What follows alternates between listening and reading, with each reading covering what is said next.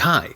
Welcome to Someone Else's Movie, the podcast where an actor, writer, director, or nebulous industry figure gives a little love to a movie they didn't make. I'm Norm Wilner, senior film writer for Now Magazine, and this is the other thing I do. My guest this week is Pat Thornton, a comedian and actor you may know from his work with the Sketchersons, or on the web series Space Janitors, or the late lamented City TV series Sunnyside, where he played dozens of characters, including the gleefully corrupt Mayor Fred. He plays a different sort of mayor in Andy King's Filth City, which just closed the Canadian Film Festival and which I'll be introducing in Toronto this coming Monday, April 3rd, as Now's latest free flick at the Royal. Pat also has a brand new special, Different Times, streaming on the Comedy Network, and it was a pleasure to sit down with him amidst the whirlwind of the Filth City press to talk about a different whirlwind. Pat picked A Serious Man, Joel and Ethan Coen's 2009 comedy about the trials of Larry Gopnik, an unassuming Minnesota academic whose life becomes a maelstrom of inexplicable complication in the weeks leading up to his son's bar mitzvah in 1967. Michael Stuhlbarg's magnificently indignant performance provides an anchor to hold down all manner of foolishness, with delightful supporting turns from Richard Kind, Sari Lennox, David Kang, Steve Park, Michael Lerner, and the pitch-perfect Fred Melamed, whose name will escape both Pat and me when we most need it in this episode. Just warning you in advance about that. Sorry. This is Someone Else's Movie. My wife and I try to see all the Best Picture noms every year. Yeah. And since we've been together, this is the one that I've wanted to go back to. It is just poetry to me. I posted on Facebook that I watched it last night, and I couldn't believe how divisive it was. So many Coen Brothers fans hate this movie. Really? Yeah. Because it's their most. I think it is their most autobiographical in the set where they were kids. Yeah. It's divisive. I don't like Barton Fink, but I know I'm the outlier there. No, I know. They certainly have weirder movies that I think are harder to get into. Yeah. But what I like about this one is that it's, I feel like it's part of a series that they've done of movies with just about a man in the middle of a storm, you know? Yeah. Lebowski's like that, where he's just where he just runs into all these crazy characters that are all coming down on him, and he has no idea what's happening. Hail Caesar was like that, mm-hmm. And Hail Caesar really made me want to watch this movie again, because it's the same kind of journey. It's just, but it's in an already cartoon Hollywood world, whereas this is just a regular guy, who's just getting destroyed every angle, and then there's no redemption for him. There's nothing to learn, but his performance is so, just so great that I can just watch this guy get buried. You know what I mean? Yeah, it is. It was incredible watching it. I saw it at a press screening before TIFF that year, so it would have been mid-August, and it was just this blasted, exhausting day, and it not only perked me up, but it just completely removed me from everything else I was doing, and I think it was me and Adam Naiman, we were the only ones laughing, but we were laughing really hard. It's just, I connected so fully to it, and Michael Stuhlbarg is this amazing Job-like character, who I think... And, anybody listening hopefully has already seen the movie, because we're going to go right to the end of it. Yes, absolutely. But I think he's a little bit more of an architect of his own misery than Job is, because ultimately, the final decision is his that seems to seal things. Yeah. But at the same time, everything he does is so exasperated and desperate and panicked that you can't help enjoying Descent, right? Because he is... I'm sorry, I'm thinking of the way he draws the Schrodinger's cat question, and it's so childish and simplistic. And the idea that this guy is trying to communicate high theories of physics and quantum questions of the universe, and somehow possibly destroying the world as a result, or at least his own, is just so... His whole thing is that he's trying to find order all the time, and it just he's trying to just make sense of anything. It's a scene where he has just gotten in a car accident, and then he comes in and he's so shell-shocked in his office, and he has to take this phone call from the Columbia Record House. just all about Santana Abraxas. Yes.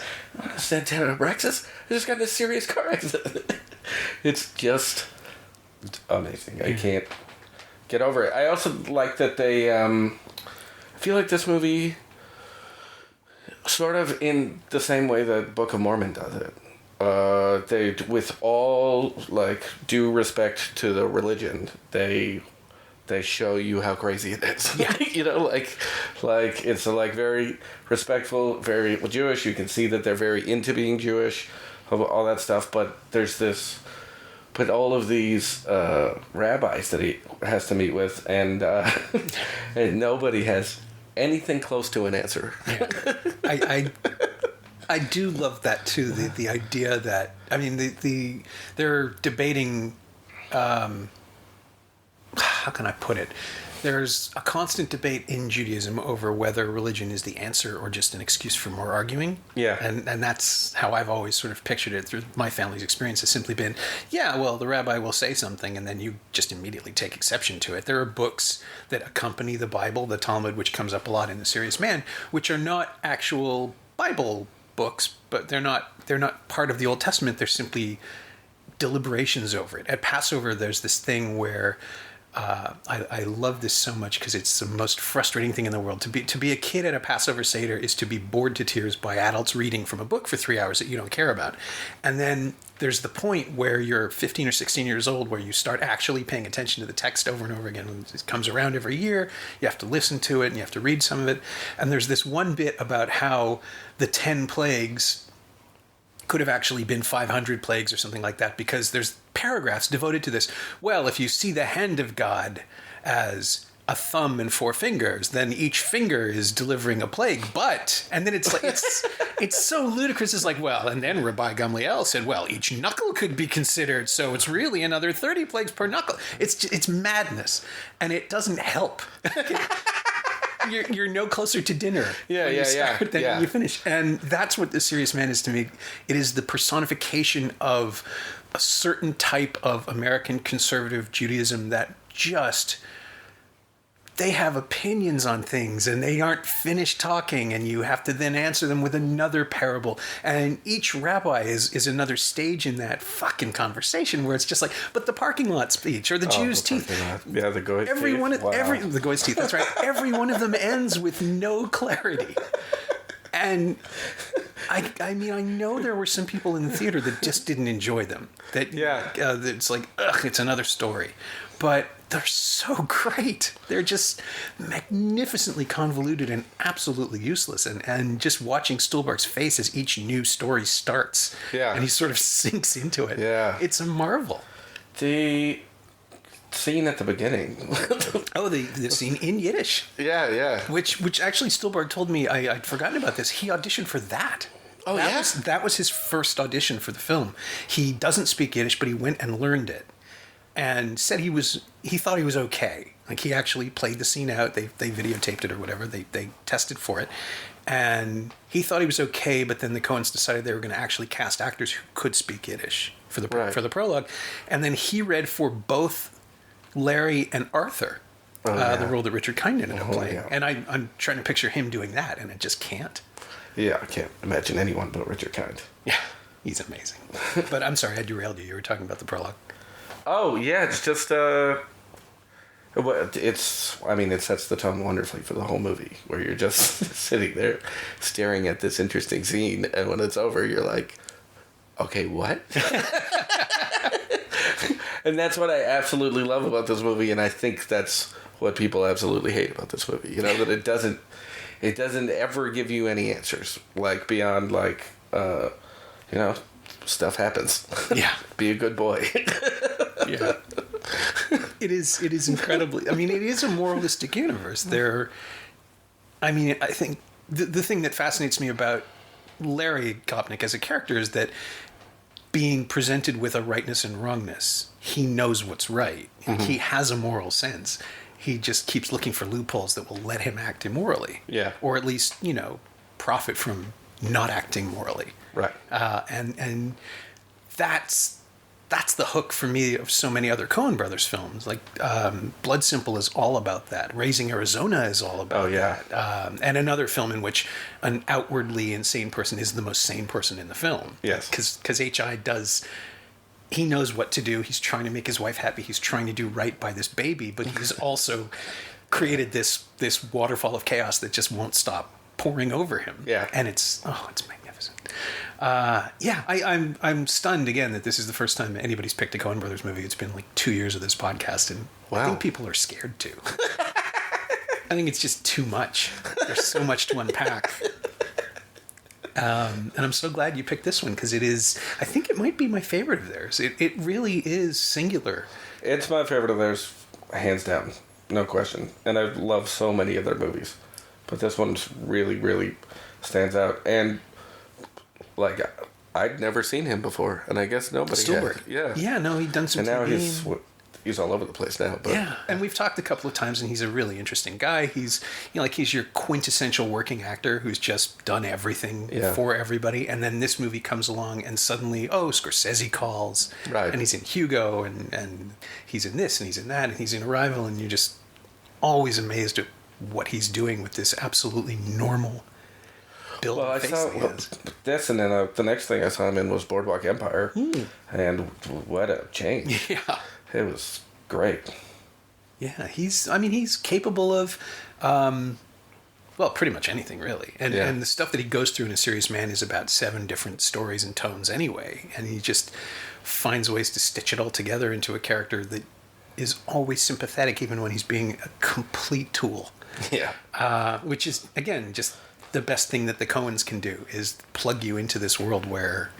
whatever's going on, whether it's No Country and it's the most serious, grave thing on the planet, and your heart's in your mouth over somebody flipping a coin, or something like this, where, he's having a conversation that's completely one-sided because he simply can't understand the other half of the conversation over and over and over again. Talking to the rabbis, talking to the student, talking to the father. Like, there's just so much in his way.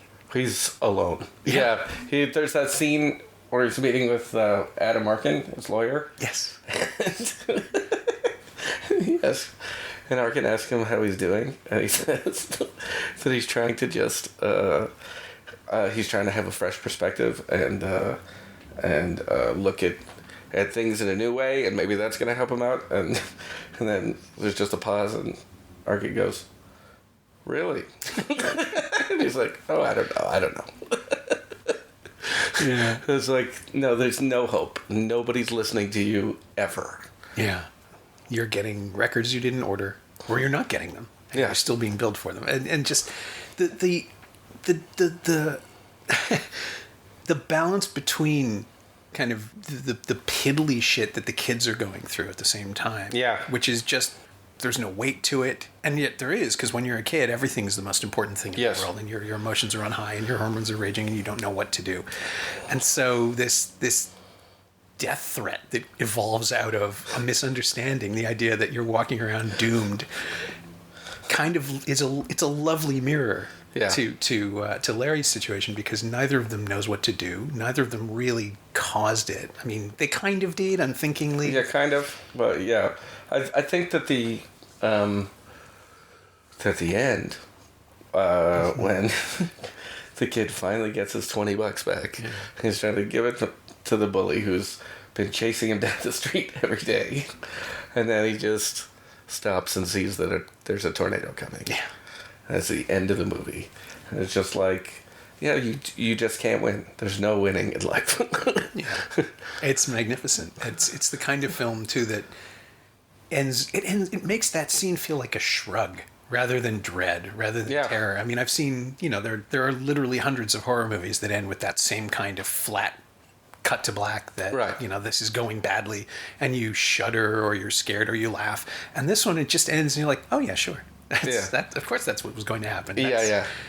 When at the round table, people were talking about how this is sort of they were trying to argue that it's a sequel, or it sets up some other Coen film, that there's a connection, and the Coens looked at each other, and I knew they were thinking, "Oh no, this isn't like the world ends. There is no anything after this. Yeah. This story ends in 1967, as does all of history."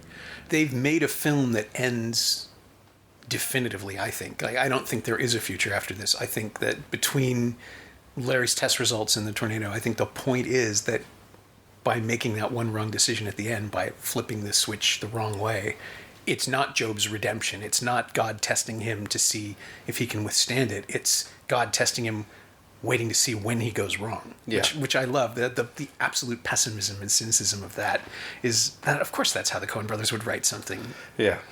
God's a jerk. Amazing. We haven't talked about Cy Abelman at all. No, we have not. One of the greatest movie characters. He just, like, the way that both his wife and Cy Abelman just, like, railroad over him and just tell him how it is, like he can't possibly have an opinion on it, is so amazing. And then,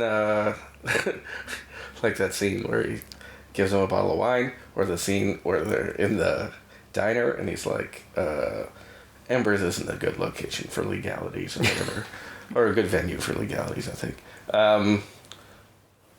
It's... Yeah. Well, it's... And then having to pay for Cy's funeral.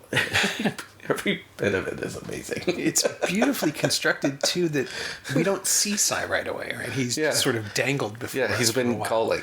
Yeah. And he is apparently this incredible Lothario, and this... I mean, that's where Clooney would show up, I think, in a Coen Brothers movie. Yeah. Instead, you get this. Yeah. You get this incredible realization of an actor who, who'd been in a bunch of stuff, but had never been used this well, I don't think. Oh. And I'm blanking on his name, but I should remember this. He played like Belle's father in a world. I want to say Murray. That doesn't seem right. Maybe it's in the back. But it's perfect casting when he does show up, and it's just such a shock that we're on Larry's side there too, because we can't believe what we're seeing or what we're hearing, and the decision's been made and everything's fine. And they're treating him like a child. Yeah, Cy just tells him that the Jolly Roger is the best option. Yeah. He can't even stay in his own house. He has no choice. Yeah, it's the lack of control too. I mean, it's the circumstances of Larry's life instantly explain why he spends all his time teaching the secrets of the universe. It gives him a chance to lord it over other people, but he has no... when it came out, I was trying to explain it to somebody, and I said it's basically like all of the Coen's movies. It's about the fallacy of trying to know the mind of God. Mm-hmm. It's just, in this case, it's literal. Like you are genuinely screwed the minute you start assuming you know how things work. Yeah. And here they add in theology, and it's so much pleasure to be had in, no, that's not it, and just smacking this guy down over and over again, to the point where if there is a God, he's the screenwriter, and he's just coming up with new torments to write this poor guy into, just so he can suffer through them and we can enjoy them. But they're so good at that. They're just so good at lining up the dominoes. Yeah. And when the title, A Serious Man. Yep. Which becomes like a flag he keeps waving around. Yeah. Proving how important. And it's how they talk about Cy at his funeral, where he's obviously a ridiculous character. But they just keep talking about what a serious man he was. And I just... well, it's just great. It's like the title is a joke and not a joke, you know? Yeah. Well, it's how...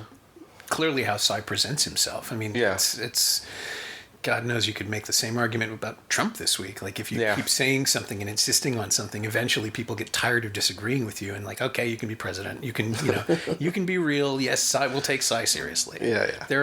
I can think of a couple of examples, but I get the sense that this is something they grew up with. Like, they're simply translating whatever they heard as kids and writing it down and creating a space for it. They must have known people like this. They certainly, it's not them. They're not pompous in any way. They're really, they're remarkably calm and well-adjusted for people who make the kind of movies they make. Yeah. You keep waiting to hear about, like one of them is like a secret serial killer. They have a murder basement or something just to get out the demons.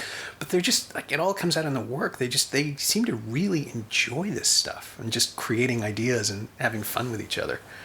And then you put them in a room with 10 journalists like that, and it just gets weird. But when you talk to them one-on-one, there's like a kind of resistance to dissection. They'll talk about their work, but I don't think they want to explore or examine how it happens. Right.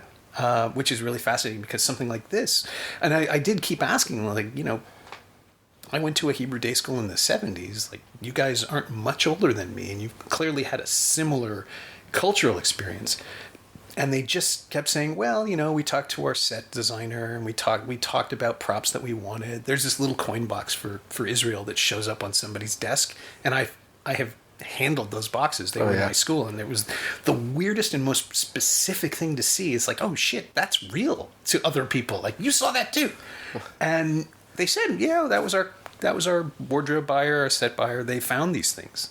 And they looked right to us, so we put them in. But that was as far as they were willing to go. It's like, It's not a commentary. They said that, like, they came really close to talking about the autobiographical aspects of it. He said that their dad was an academic, and they grew up in Minnesota in 1967. That's their world. Yeah. But everything around them, of course, the story is fictional. Right. But then you start picking at it, and you see, like, culturally, the way the parents and kids interact, that's kind of them too, right? Because they've been the same age, they would go off and do their own stuff and not worry about their parents. I had read that in earlier drafts it was more autobiographical, that the kid had a much bigger storyline, and then it got pushed much more to the father. Yeah, well, that would make sense. I mean, you would. Yeah, because it's sort of unbalanced in terms, it's like a quarter kids and 3/4 Larry. But I can also understand why they would do that, because his dilemma is so much funnier. Yeah. Their stuff there's only so far you can take the kid stuff, really. Right. Yeah, but the student that comes to see it. Yeah.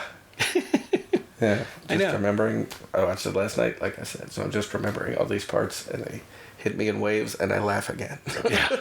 It's just such a beautiful movie. Just the mileage they get out of Mere Surmise, Sir. Just the I mean, it's... Oh, God, in the hands of a lesser filmmaker, that would just be a nightmare of racism. Like, it would just be exploitative and insulting and stereotypical. Oh, yeah.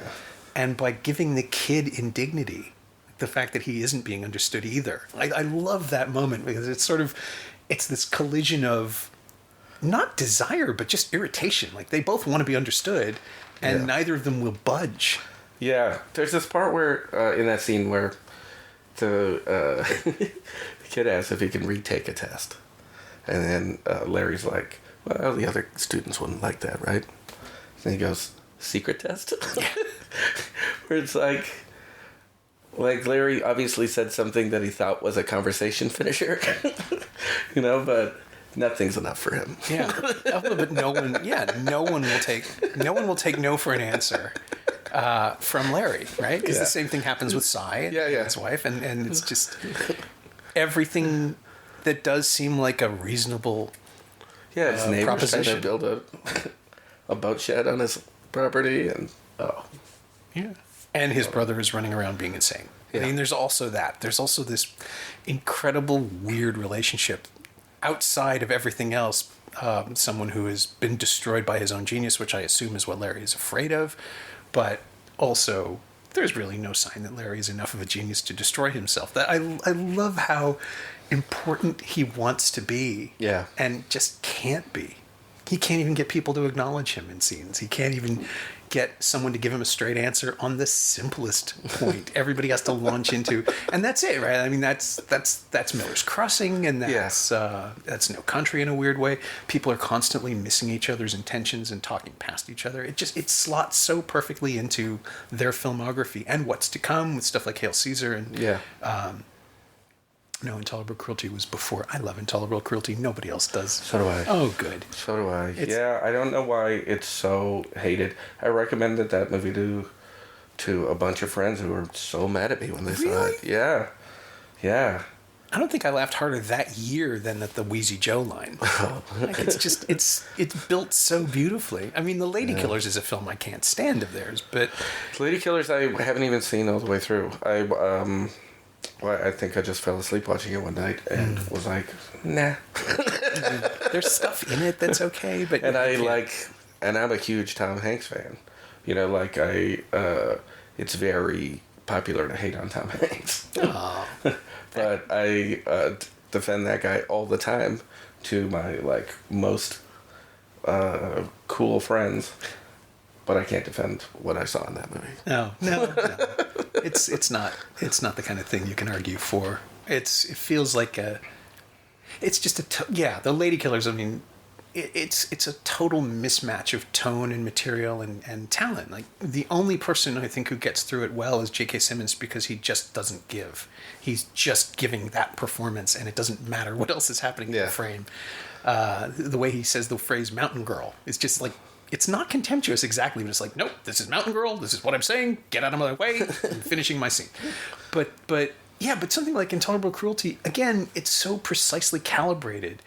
And it just missed the audience. I think people just wanted something else from it, and I have no idea why. Everybody put out the right message. Clooney said it was the capper of the trilogy of idiots that he did for them, which is such a great way to put it. Yeah. He gives the performance he should be giving. Zeta Jones is great. I like it so much. I'm actually getting tense now thinking about people who dismissed it. But I know, I don't understand what they thought it was going to be. Like, if they thought it was going to be more of a down the road, middle of the road, romantic comedy. You know, like I don't know what they thought it was going to be. It's Clooney and Coen brothers together. It's nuts. The movie's nuts, and it's beautiful. Yeah, I mean, that's what you want from them doing a farce. It's the idea that they were going to deliver, a mainstream, satisfying crowd pleaser. I saw it with an audience at the Varsity that just sat there. Yeah. Did not get laughs. I laughed. But, they're going to do what they want to do. That's the other thing, too. It's like people being disappointed by Llewyn Davis, which is just this beautiful, sad musical. And how can you be disappointed by it? It so clearly isn't concerned with how you care or feel. I think it's just doing its thing, just like Llewyn does. And then the point of the film is that the same point of The Serious Man, actually, which is that no matter what you do, if people don't want to hear you, you're going to get bulldozed over. Something else will come along. And I keep thinking that there must be a reason they chose to make this after Burn After Reading and after No Country for Old Men, and it feels like they're saying, guys, we can only do what we do. And then they said, when I asked them about that, they're like, no, it was just the third one in line. We wrote all three at the same time, and this is the one that went last. That's all. And I was like, okay. Oh, wow. Thanks for letting me try to understand it. They just don't like being asked that, huh? But they don't. No, they're really resistant to any kind of external examination. I mean, I'm sure they interrogate themselves constantly when they're writing the scripts, right? Because that's how you have to build. But they're weirdly resistant to external examination. Yeah. Which is, again, this movie is all about treating Larry like a specimen and picking him apart and pulling his layers out, and they give nothing back. Do you think they're just scared of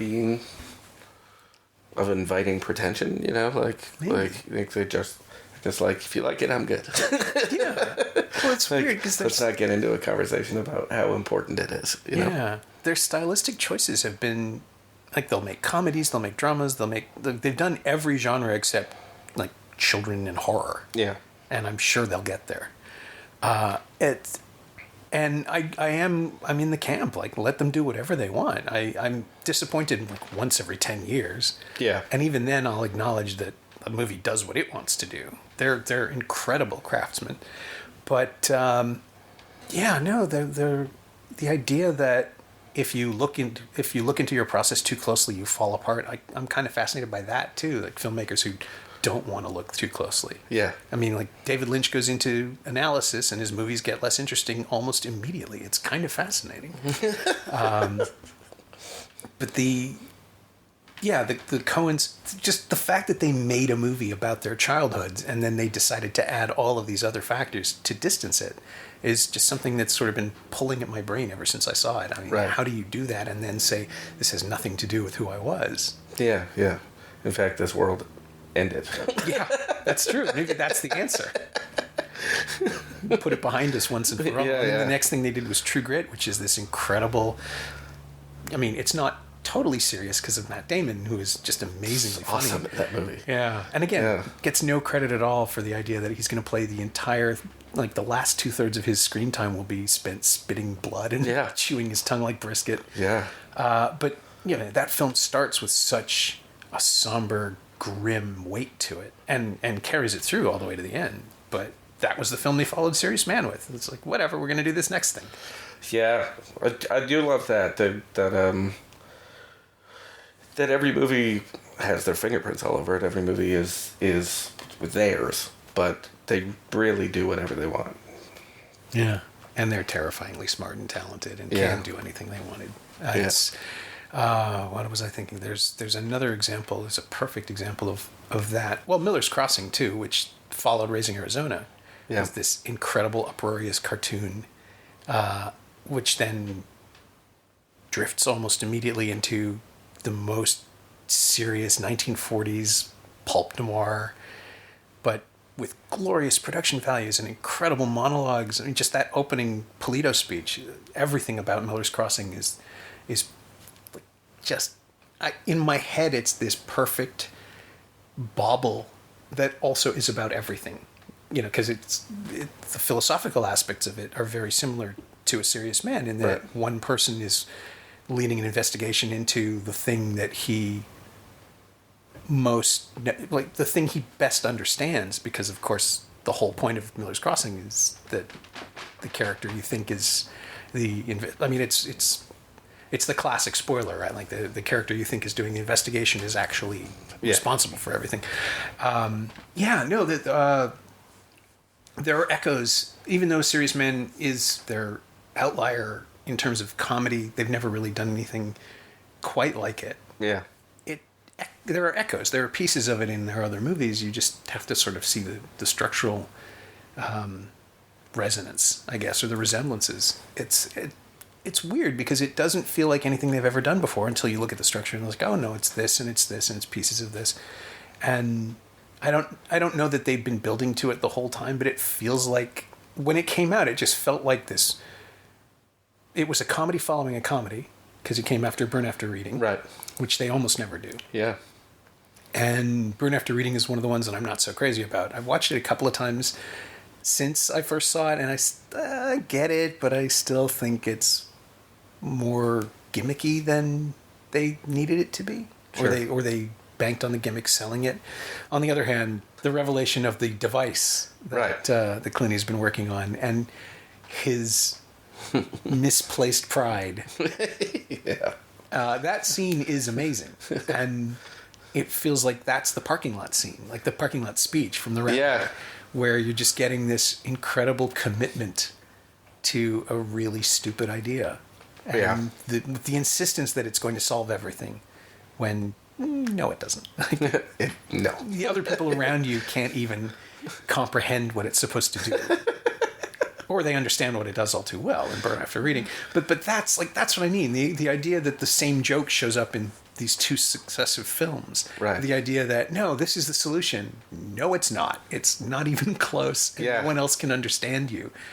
That's sort of what Larry goes through over and over and over again. Like Well, they extrapolated the bit. Yeah, I mean, I always respect artists who obsess over the same ideas. I love it. Who just have something that they're working out, you know? Yeah.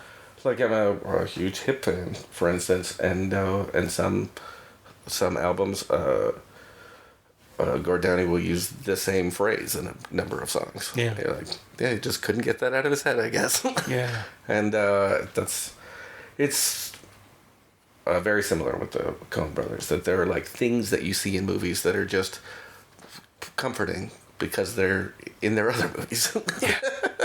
Yeah, it's true. I mean, do you think they're comforting for them or that it's something they know they can trust that will work?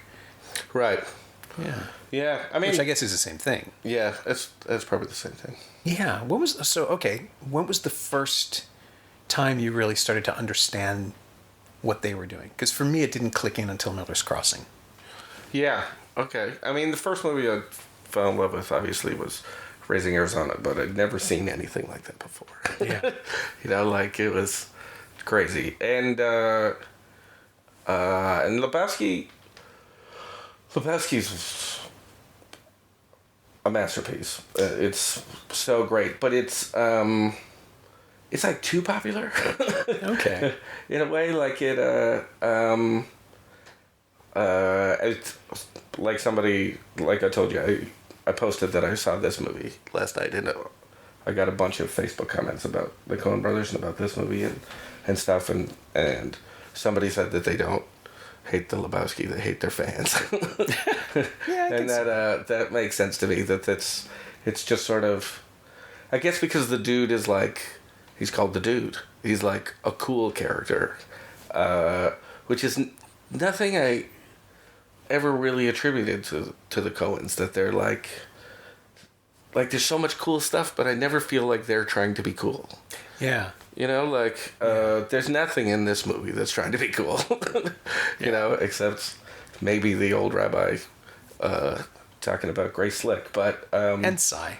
Cy thinks he's cool. yeah. Cy definitely believes he is like a man among men. Yeah. Although he clearly is not.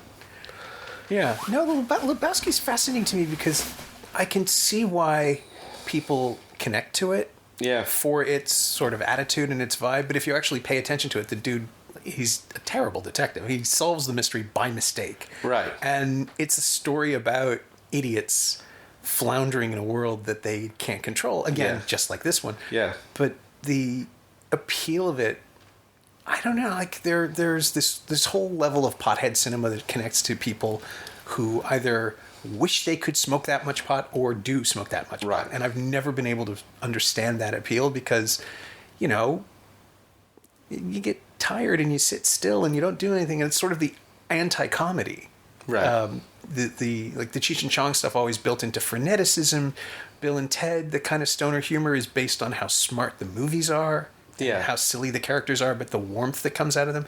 It's like Lebowski is this weird, angry movie about the Gulf War being stitched onto The Long Goodbye. Yeah. Which is so fascinating, and for that I adore it. But it's not it's only incidentally a stoner comedy. I've never really understood that connection. Yes, but everyone lets it be that for them. Yeah. Everyone, everyone attaches themselves to that movie, and I think that in a lot of ways they don't like their movies for the same reason that I like their movies. Maybe I'm not sure, but obviously John Goodman's performance in that is unreal. Oh yeah, no, everybody's firing on all cylinders. Yeah. Like Amy Mann shows up for 2 seconds and she kills it. She's like everybody. That movie feels like Julianne Moore. Yeah. And it feels like everybody's having so much fun. I think that's maybe part of it, the idea that you're at a party and you're enjoying it, as opposed to the films where people on the screen are having a great time, but it doesn't come out. It doesn't extend into the audience. You're not invited in. The Serious Man is not a party, but we are invited to enjoy the torments. Absolutely. Like, we get to have a pleasurable experience while watching this man destroy himself and everyone around him. At least you and me. Not everybody, I'm telling you. Well, they're wrong. People hate it. They're just wrong. How can you hate this? I left this movie with such a grin on my face. And it does this thing, like you said, where like horror movies end like this, a lot of movies end like this, where it just like cuts to a black screen and gives you what isn't a clean ending, isn't like a satisfying ending that a movie like built to or whatever. And I find that happens all the time in movies that either are important or think they're important, like at the end of The Lobster, it just goes to black. Yeah. Like so many movies where are like, no, this is a good movie because we didn't write an ending, and sometimes that doesn't work for me at all. Sometimes that makes me upset,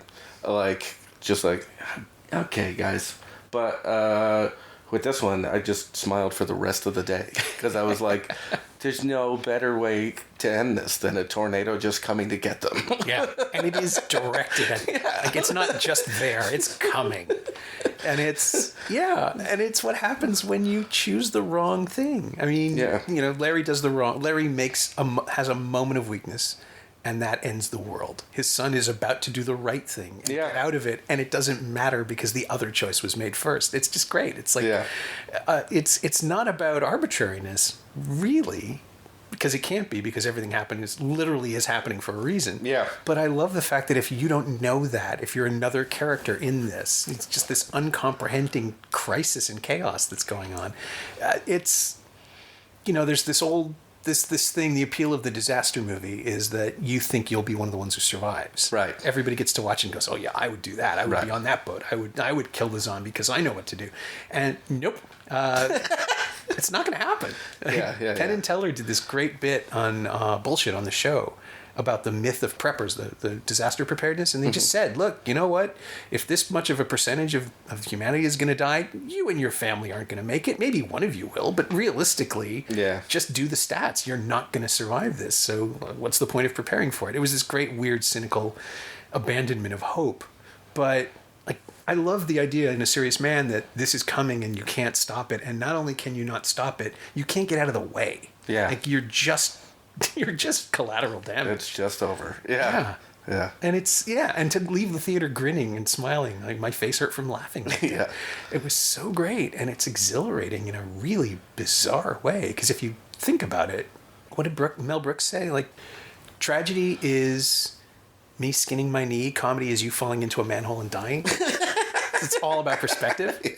And that's what this is too. Like, this is a master's thesis on what is funny and why.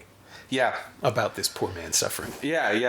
Obviously, he can't enjoy any moment of this like none of us would if it was happening to us. But what a delight to see it happen to him. Yeah, it is great. It's so much fun. There's so much pleasure in suffering. It sounds so terrible, but like, this is a Hellraiser movie essentially. We're just the Cenobites. We get to sit there and go, yeah. Oh, look at him. This is not ending well. Oh, it's so much fun to watch people suffer. In the right circumstances. I mean, Raising Arizona too, right? Like, one of the biggest laughs in that movie is it Tim Blake Nelson skinning his fingers on the? No, it's William Forsythe grabbing at the stucco and scraping his fingernails on the roof inside the trailer, or maybe it's, I don't know, maybe it's Cage, but it's just that moment where it's Cage. He scrapes his knuckles. And it's hysterical. Because we can imagine that happening to us, and we're so glad it didn't. Like, that's that weird kind of anti-empathy that comedy can create. Oh, it's magnificent. And it's just beautifully in the details, like scraping your knuckles on stucco. Like, stucco is just there, but they're like, there's a joke. Yeah. You It's been waiting all this time. Yeah. For someone to notice it. So the question on the closer on the podcast is always the same too, which is there anything of this film that you have borrowed or stolen or taken? Is there any way you've used A Serious Man in your own sort of creative DNA? Whoa. Is there a Larry Gopnik inside of us all? I mean, I've certainly pitched things though with this type of character. Oh yeah.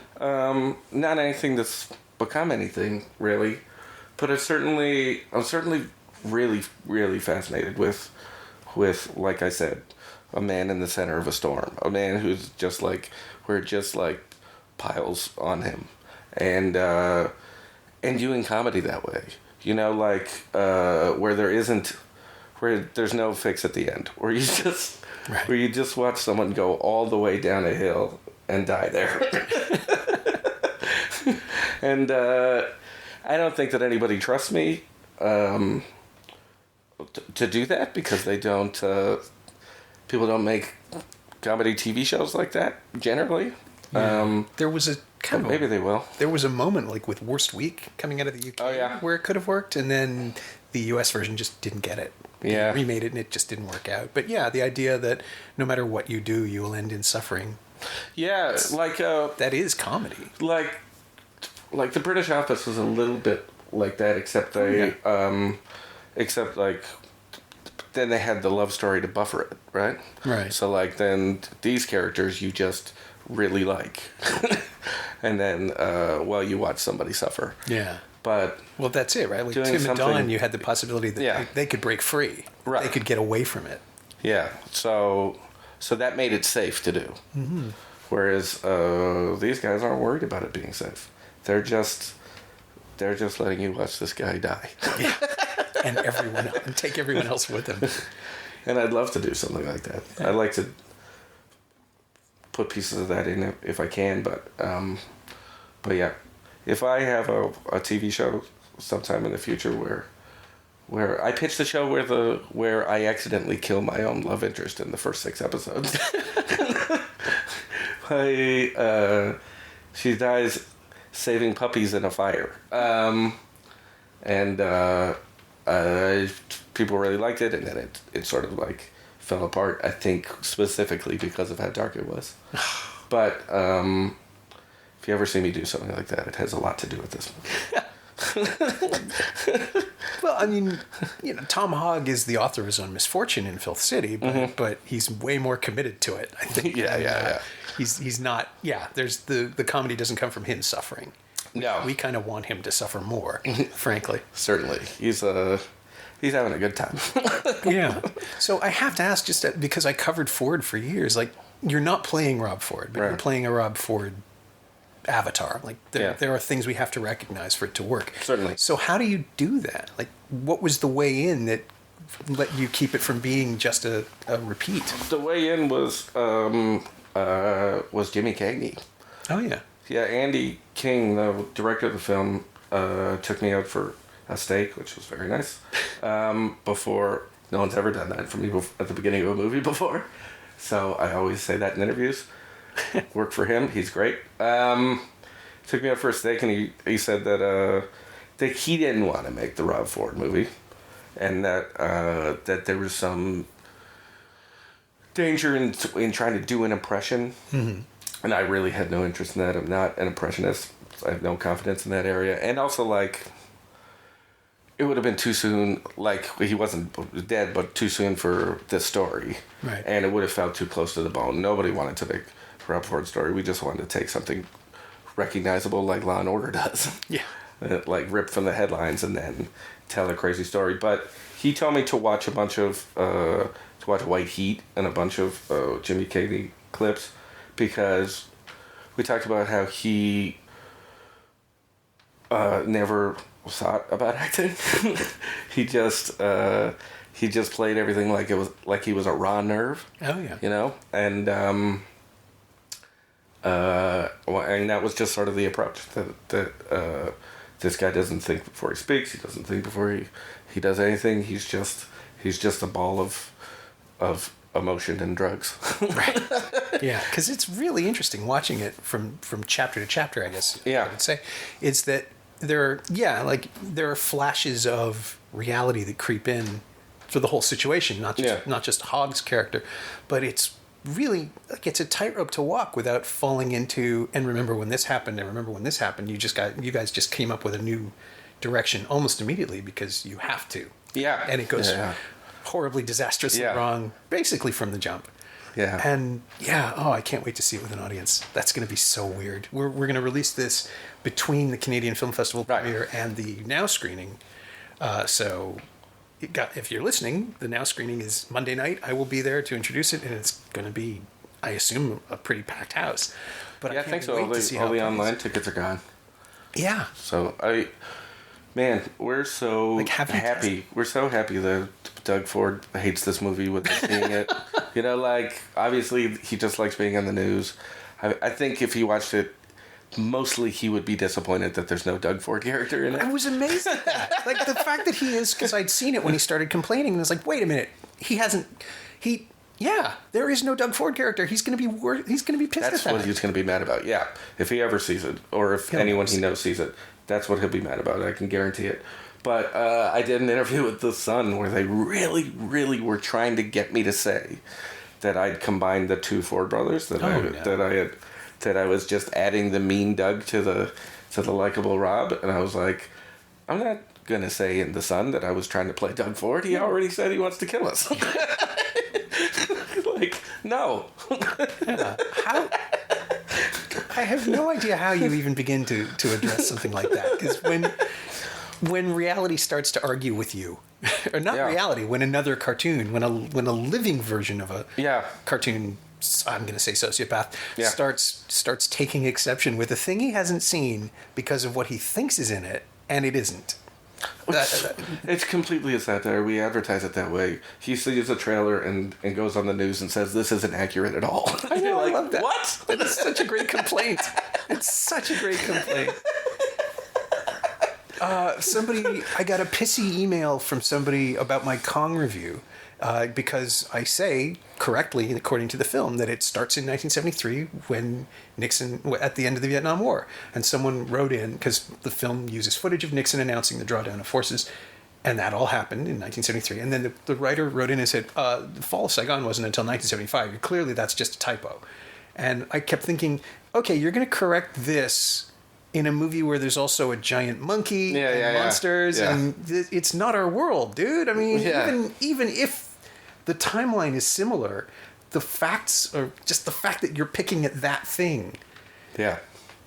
It's insane. I think it's a form of, I guess it's like a form of, I'm casting your will over reality and making sure the world works the way you think it does, which again brings us back to A Serious Man more than anything else, to tell you, don't do that.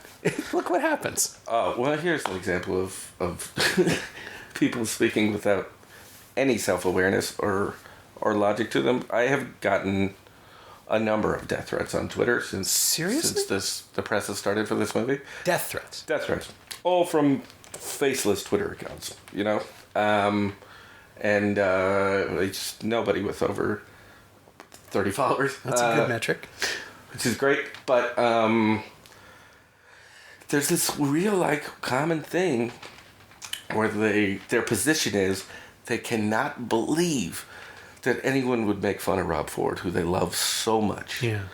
But they also want me to die because I'm a fat slob. Okay. There's an argument to be made.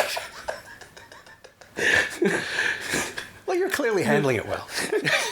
Yeah, I love it. I mean, who knows if anything's going to actually happen? We found a thread on Reddit of people trying to organize a protest for the screening at the film fest. That's so we'll see. So well.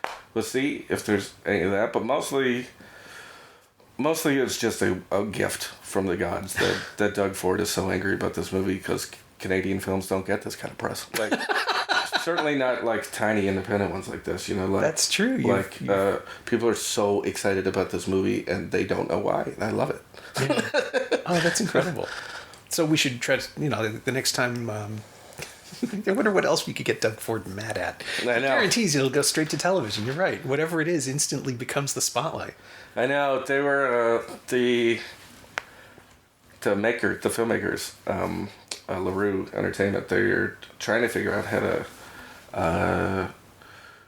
get like a Filth City 2 made, and the last time I talked to them, they were like, What if you also played Doug Ford in this one?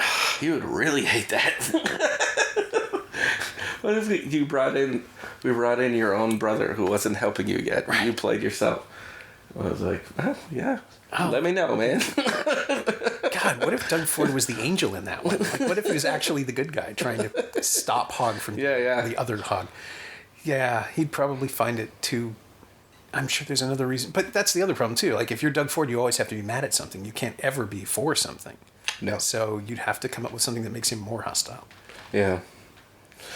Yeah. What an interesting guy. Yeah. Well, this took a turn. My thanks to Pat Thornton, who you can see in Filth City this coming Monday, April 3rd, if you're in Toronto at the Royal Cinema, and you can get in. The doors open at 6:30, first 100 guests get free popcorn, everybody gets a free movie, and it's going to be a zoo. Check out the Facebook page for Now Free Flick Mondays to keep an eye out for VIP ticket giveaways, and if you do come out, please say hi. We're nice people. You can approach us. You can also stream Pat's new special, Different Times, at thecomedynetwork.ca right now. You can follow Pat on Twitter at Pat Thornton, all one word, and you can find Serious Man on Blu-ray and DVD from Universal Studios Home Entertainment, in a pretty decent special edition, even though the Coens don't give away nearly as much about themselves as you would want them to. It's also available on iTunes and Google Play. As always, you can find me on Twitter at Norm Wilner and elsewhere on the internet at nowtoronto.com. You can also find this podcast on Twitter at Semcast, S-E-M-Cast, and on the web at someoneelsesmovie.com. If you want to leave a review on iTunes, that would be very kind of you. Say something nice about the parking lot. Thanks for listening.